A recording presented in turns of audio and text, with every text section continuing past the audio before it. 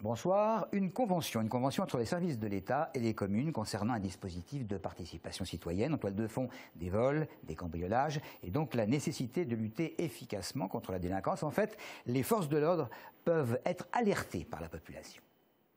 La police et la gendarmerie ne peuvent pas être les seuls à prévenir, notamment les cambriolages qui sont en hausse forte. Donc l'idée, c'est de s'appuyer sur la population, sur des personnes qui connaissent le voisinage et qui peuvent non pas agir par elles-mêmes, mais informer très rapidement la gendarmerie pour qu'elle intervienne en flagrant délit, ce qui est pratiquement la seule façon d'identifier les cambrioleurs.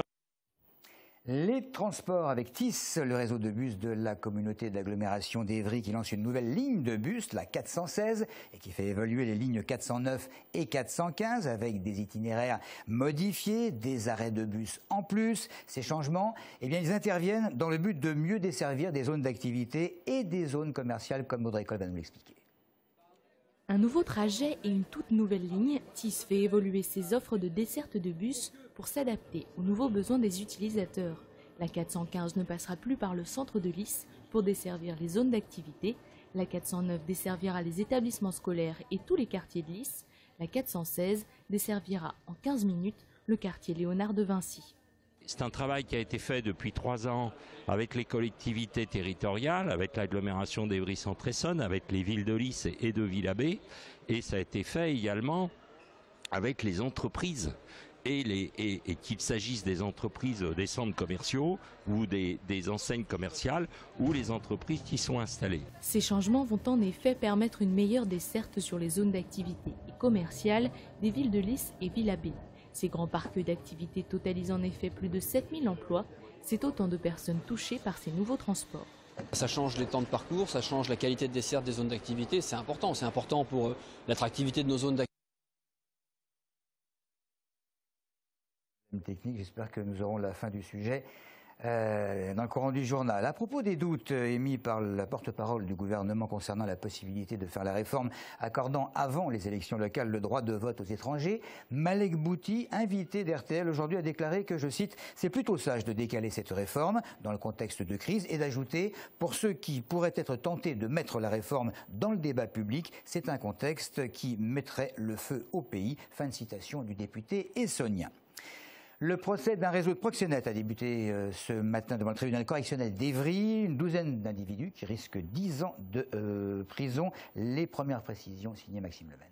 Jusqu'aux premières interpellations en mars 2011, un groupe de 12 personnes, dont une femme, aurait mis sur le trottoir des groupes de 7 à 8 personnes, des femmes qui étaient venues en France pensant devenir serveuses. Alors les accusés ne reconnaissent pas les faits, seule l'une des victimes s'est portée partie civile, les autres étant retournées dans leur pays d'origine, la Roumanie. Le procès durera jusqu'à vendredi. Grâce à des dons, l'association Mécénat Chirurgie Cardiaque finance régulièrement des opérations du cœur des enfants défavorisés du monde entier. Ces interventions, la plupart du temps, elles sont très lourdes. Elles se déroulent à l'hôpital privé Jacques-Cartier de Massy ou dans un des 10 autres hôpitaux partenaires. Claire Colombel a suivi pour nous l'opération de Rama. C'est une petite africaine d'à peine 1 an. Rama a 13 mois. Elle est arrivée du Burundi il y a 10 jours. Atteinte d'une maladie bleue, elle a besoin d'être opérée. Isabelle et sa famille se sont portés volontaires pour accueillir cette petite fille pendant 8 semaines et s'occuper d'elle pendant toute la durée de sa convalescence. Je me dis que comme je ne suis pas encore grand-mère, c'est l'entre-deux et que c'est une belle... Et puis je trouve qu'en même temps, on voit le résultat de son engagement. Ce qui n'est pas le cas quand on donne des dons parce qu'on ne sait pas vraiment où ça va. Tandis que là, c'est vraiment concret. Et j'adore, je trouve ça génial. Franchement, ça met tout le monde se sent investi et c'est génial. Rama est arrivée mardi à l'hôpital afin de passer une série de tests avant l'opération. Ce matin, elle va passer 4 heures au bloc. Ce type d'opération coûte cher, environ 12 000 €. Chaque année, grâce au fonds débloqué par l'association Mécénat Chirurgie Cardiaque, 180 à 200 enfants de pays défavorisés sont sauvés. Les enfants sont choisis par des référents que nous avons sur place dans les pays défavorisés. Donc ce sont soit des missions d'ordre religieux, soit des cardiologues ou des pédiatres qui sont sur place, qui ont entendu parler de l'association et qui font appel à nous tout naturellement. Grâce aux dons des particuliers, au mécénat et à des opérations sportives ponctuelles, 2000 enfants auront été sauvés depuis 13 ans. Rama va encore passer quelques jours à l'hôpital, puis dans une maison de repos, avant de rejoindre sa famille d'accueil. Mi-décembre, cette petite fille devrait rentrer chez ses parents, en pleine santé. Alors qu'il n'a toujours pas été étudié en Conseil des ministres, le projet de loi sur le mariage gay continue de faire débat. L'association Alliance Vita manifestait d'ailleurs hier soir à Brunoy contre ce mariage homosexuel. En toile de fond, évidemment, la question de l'adoption. Un papa, une maman, on ment pas aux enfants. Un papa, une maman, on ment pas aux enfants. Action coup de poing d'Alliance Vita hier, dans 75 villes de France, l'association organisait des rassemblements contre le projet de loi sur l'adoption et le mariage par les homosexuels, comme ici devant la gare de Brunoy. Alors aujourd'hui, on a des études qui montrent que les enfants dans les couples homosexuels se portent bien. Ce sont des études qui portent sur des échantillons non représentatifs, qui sont non scientifiques. Et aujourd'hui, on a de nombreux psychiatres, psychologues, professionnels de l'enfance. On a aussi les enfants adoptés, on a les associations d'aide aux enfants qui nous disent, qui nous interpellent, qui nous disent que non, tout n'est pas rose effectivement dans les familles homoparentales et qu'un enfant, pour se structurer, a besoin d'un papa et d'une maman. L'association s'est déjà fait remarquer dans son combat contre la recherche sur les cellules souches ou encore l'euthanasie. Une fois de plus, elle a choisi une chorégraphie pour interpeller les passants. Un enfant papillon sort de son cocon chancelant et soutenu par un groupe de papas et un groupe de mamans. Une métaphore qui ne semble pas séduire tout le monde. Je suis pas du tout d'accord avec leur sujet,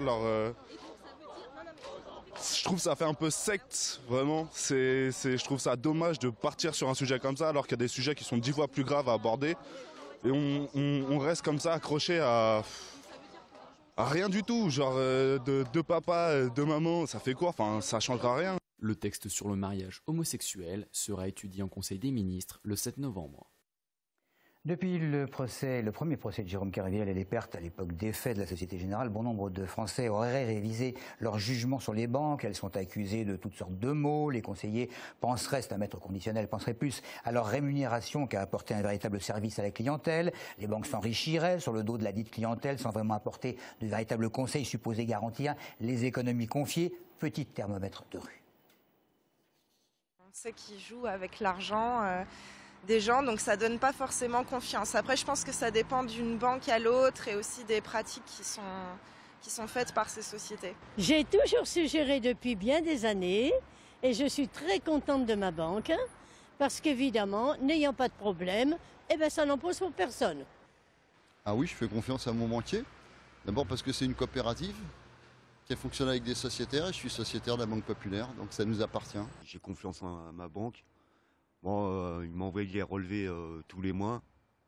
Je vérifie. Non, j'ai pas de problème. Mais par contre, je fais pas confiance en mon médecin. Et puis cette dernière information, une ancienne attachée parlementaire de Julien Drey, interpellée à Sainte-Geneviève-des-Bois et écrouée pour complicité de braquage d'une bijouterie. En fait, c'est la compagne de l'un des braqueurs présumés et cette affaire, bien entendu, ne concerne en rien l'ancien député essonnien et actuel conseiller régional. Voilà pour l'actualité. Merci de nous avoir suivis.